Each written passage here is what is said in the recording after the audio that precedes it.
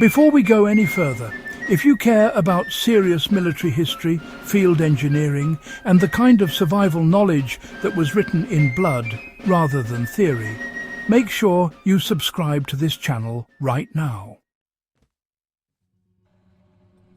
This channel exists to preserve the forgotten technical details of survival under extreme conditions. And what you're about to hear is the kind of information that rarely survives outside specialist archives.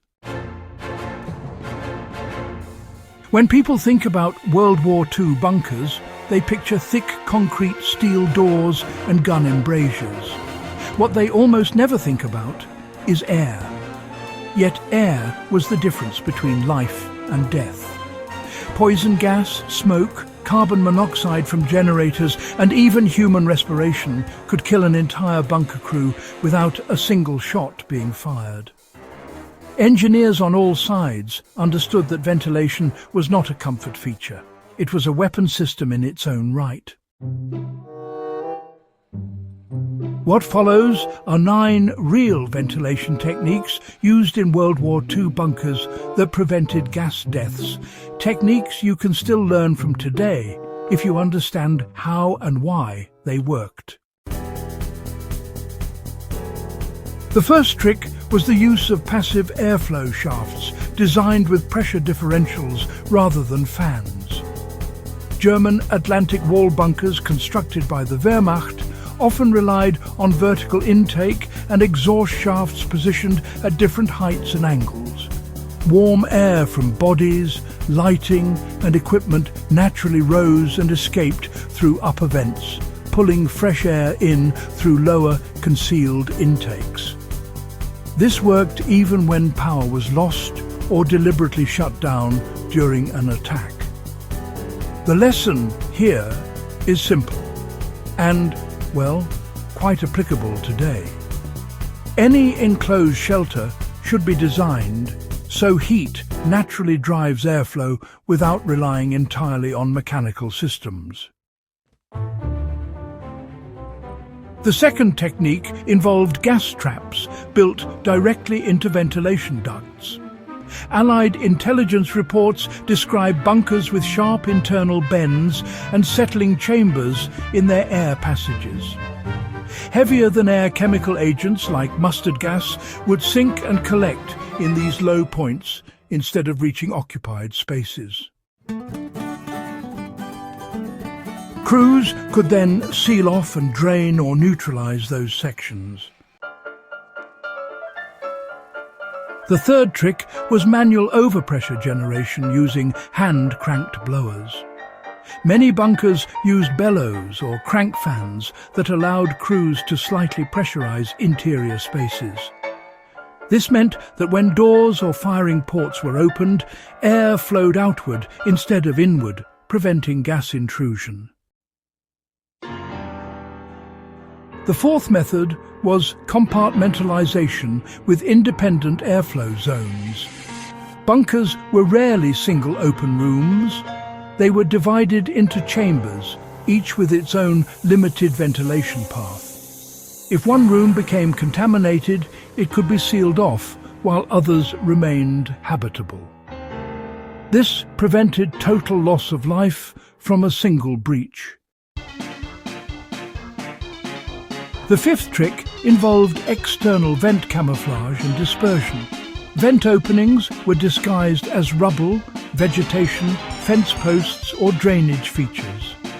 More importantly, exhaust vents were often placed downwind or low to the ground to disperse expelled air quickly, preventing gas clouds from lingering near entrances.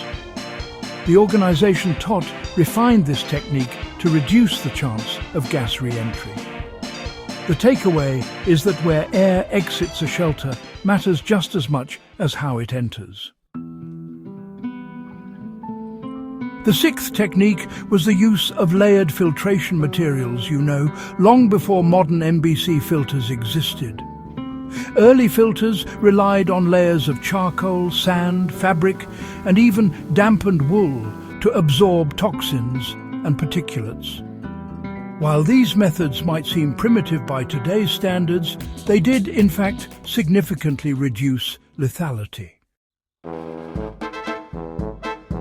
The seventh trick was strict airflow discipline, enforced by procedure rather than hardware. During the Second World War, bunker crews followed rigid rules about when doors could be opened, how long equipment could run, and how many people could occupy a space at once. Carbon dioxide buildup was a real threat, especially during prolonged sieges. Officers would monitor candles or the behavior of flames to detect oxygen depletion. Modern shelter users can still apply this principle by enforcing occupancy limits and monitoring air quality, rather than just assuming ventilation is always sufficient. The eighth method involved emergency purge protocols. If gas entered a bunker, crews didn't panic and seal themselves in permanently. Instead, they initiated purge cycles by opening specific vents while running blowers to flush contaminated air out in a controlled direction. These drills were practiced repeatedly just to make sure everyone knew exactly what to do. The ninth and final trick was redundancy. No bunker relied on a single ventilation system. There were primary vents, secondary vents, emergency vents, and in some cases even breaching points designed to be opened as a last resort. Engineers assumed damage would happen and designed accordingly. For anyone serious about survival today, redundancy in air systems is not optional, it is essential. Understanding these ventilation tricks really changes how you see WWII bunkers. They were not just concrete tombs.